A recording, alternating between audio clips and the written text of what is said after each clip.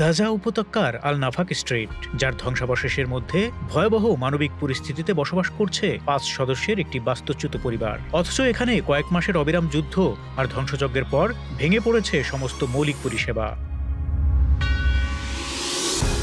গাজার আল জার্জি পরিবার ধ্বংসস্তূপে ঘেরা ছেঁড়া তাঁবুর বাইরে একটি ছোট আগুনের চারপাশে জড়ো হন।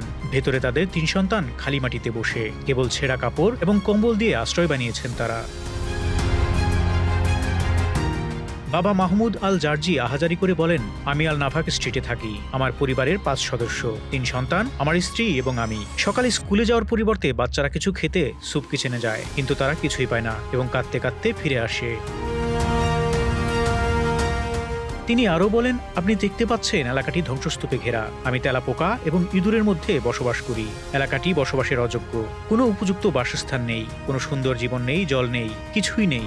আমাদের কোথায় যাওয়া উচিত? দেখুন তাঁবুটি কিভাবে সবেমাত্র দাঁড়িয়ে আছে, ছিঁড়ে গেছে।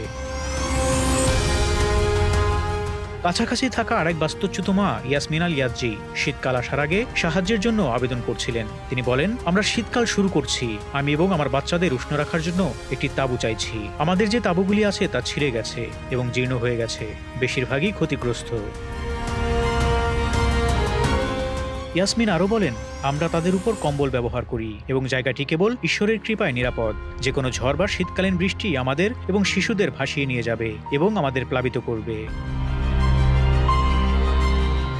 ফিলিস্তিনি মিডিয়া সেন্টারের মতে ছিটমহলের প্রায় ৮৫% অবকাঠামো ক্ষতিগ্রস্ত হয়েছে, যার ফলে ৭ কোটি টনেরও বেশি ধ্বংসস্তূপ এবং ২,৬০,০০০ টনেরও বেশি বর্জ্য জমা হয়েছে।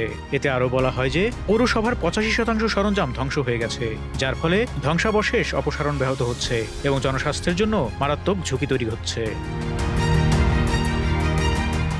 কর্তৃপক্ষ বলছে তারা রাস্তাগুলি পুনরায় চালু করতে এবং প্রয়োজনীয় নেটওয়ার্ক মেরামতের জন্য কাজ করছেন। তবে জ্বালানি ঘাটতি এবং বেশিরভাগ যন্ত্রপাতি ভেঙে পড়ার কারণে অগ্রগতি সীমিত বলে জানানো হয়।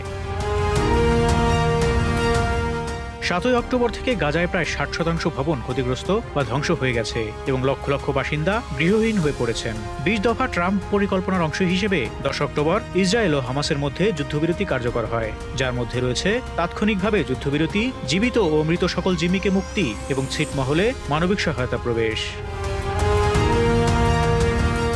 ফারুক শিমুল, ঢাকা এক্সপ্রেস।